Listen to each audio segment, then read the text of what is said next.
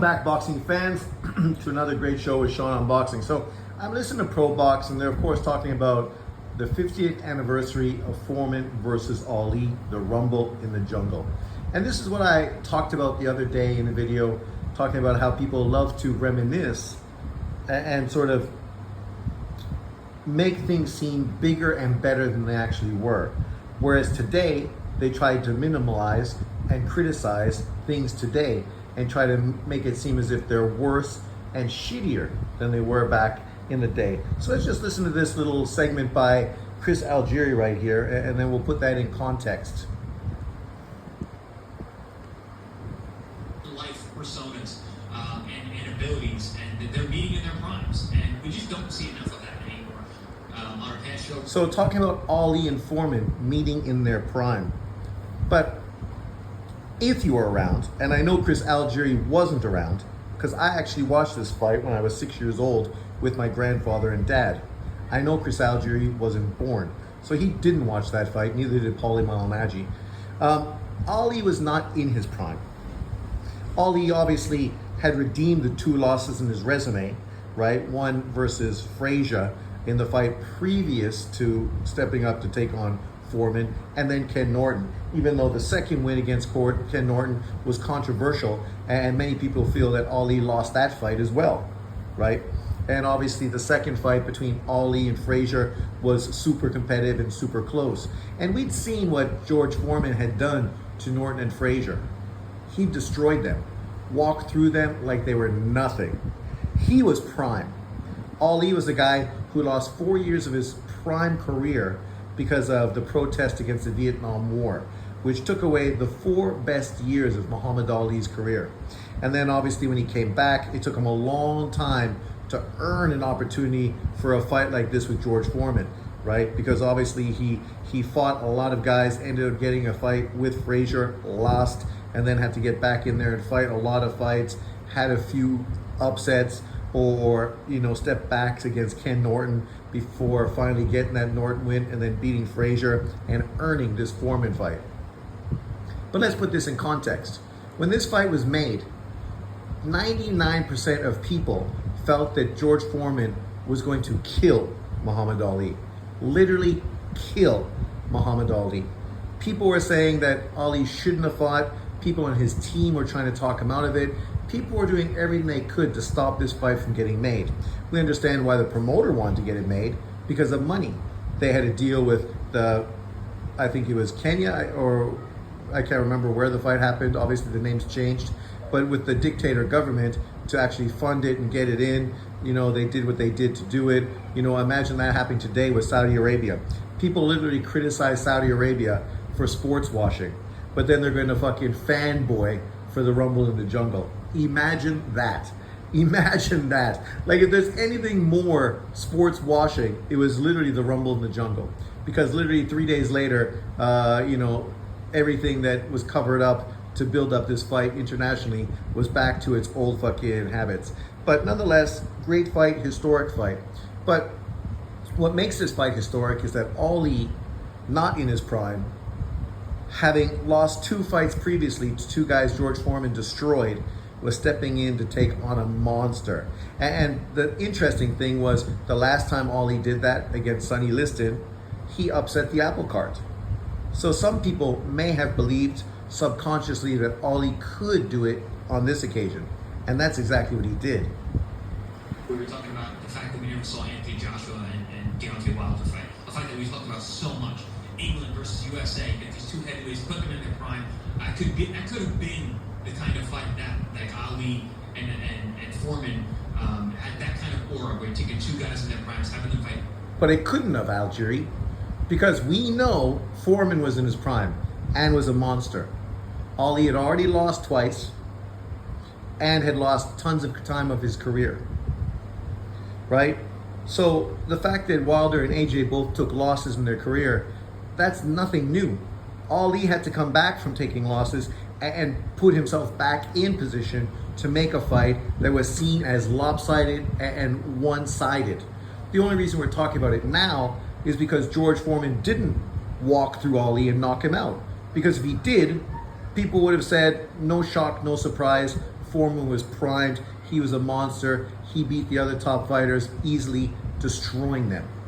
But Ali psychologically had the fucking mental edge on Sonny Liston and on George Foreman, and didn't beat them based on physicality and skill, but beat them based on just being a better mental games warrior. But yet, these guys want to ignore the truth and push narrative. Each other, the amount of eyes and dollars behind that kind of fight, it's really upsetting and sad, and speaks to what the issues are in boxing today, that we couldn't make that fight happen, but they could make a fight like Ali and Foreman. And not only... And you want to compare. Yet the reason Foreman and Ali was made is because the money was behind the fight. Because one promoter promoted both fighters. If it wouldn't have been that way, then this fight probably wouldn't have happened when it did, or how it happened. Right? But we're going to ignore that and act like every single great fight historically always happened, which is not true at all. Right? And act like right now heavyweight boxing in America hasn't been doing great since all that period of time, when literally Fury beat Klitschko and then dropped the titles, and then we had the guys win the titles. We had AJ unify, fight all the top guys in the division, include Klitschko, and then obviously Wilder and Fury fight. Like, things unfolded the way they unfolded. In hindsight, we know that Wilder and AJ both had huge issues in their careers, which were obviously exposed. Trying to make this fight into something that it never was and it never would be is just the constant kind of ridicule and negativity that we get from people in and around boxing. And historically, you never would have got this kind of reception, especially in our heavyweight generation, where we just had a fucking great undisputed unification fight with Usyk and Fury, and we're literally getting the rematch. We just had AJ get stopped by Daniel Dubois, and Dubois is probably going to fight Wardley, Fabio Wardley, in what is a huge fight. You know, the equivalent of, like, let's say Lennox Lewis fighting Ray Mercer, right? A really, really good matchup. But we're going to act like, oh, boxing is not doing this and boxing is not doing that. Yet this is a guy who's a pundit for boxing. It a great build-up, not only was a great matchup, but it actually lived up to the hype. You know, the fight was dramatic. It was incredible. You think the boxer Ali is going to go out there and dance? No, he sits on the ropes and takes a beating from on his body. Once again, Algieri, not really knowing anything about Ali at that point of his career, because at that point of career, Ali was not the boxer mover, float like a butterfly, sting like a bee. He'd lost those 4 years because of the U.S. government, and when he came back, he was never the Ali of his prime, the 60s version. This was the 70s version of Ali, who was in much closer fights, didn't throw so much punches, took more punishment, didn't float like a butterfly and sting like a bee, which is why he had some really close fights and some losses during this period of his time, right? This fight didn't turn out to be a great fight. It was dramatic because Ali knocked George Foreman out, because George Foreman shot all his gas tank trying to beat the piss out of Ali like he was a heavy bag. And it did not work because Ali was so mentally in his head that George Foreman couldn't fight smart and fucking gassed himself out, which allowed Ali to stop him. Brilliant tactical moves, but within Ali's own camp, they didn't want to do that. They were against it. Does the rope-a-dope, the quote-unquote rope-a-dope, and Foreman is just ripping it apart, but then Ali is talking the whole time, talking in his ear, telling him he doesn't hit that hard, telling him, you don't got it tonight, George. And then he knocks Foreman out. He KOs the Destroyer. So I mean, on top of it being such a massive profile fight, it lived up to the hype as well. That it was an interesting fight, even though it wasn't back and forth per se. It was a very interesting way the fight played out, and the fact that Ali was able to get the knockout. So it's just hard. See, and that's the thing about this fight. It's more about the legend behind it as opposed to the fight itself, right? The movie, we saw Ali running in Zaire with all the kids chasing him after him, screaming, You know, Ali Boumbaye, Ali Boumbaye, Ali Boumbaye. Ali was revered in this remote part of Africa, right?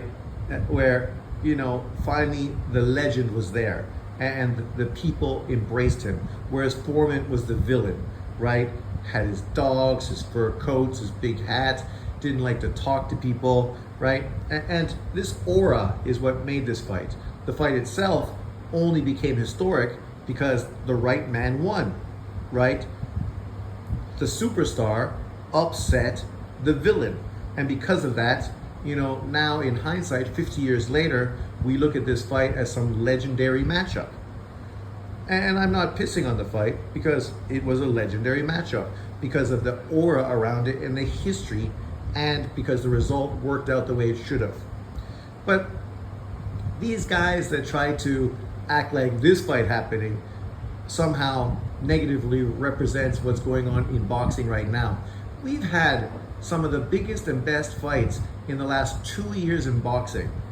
Unparalleled, I think, to any time in boxing history, right? Especially with the global reach and the opportunity for people from around the world to watch boxing. This fight with Ali and Foreman obviously had global reach.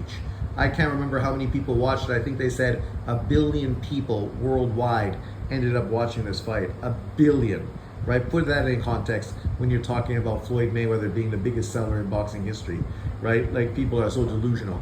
But, you know, this is without social media, which makes it so much bigger.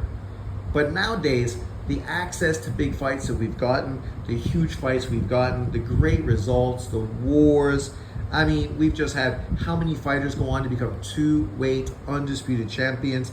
Like, literally, boxing is fucking killing it right now. It's great. Great in the small divisions, great in the heavyweight divisions, and, you know, not too bad in the popular middle divisions.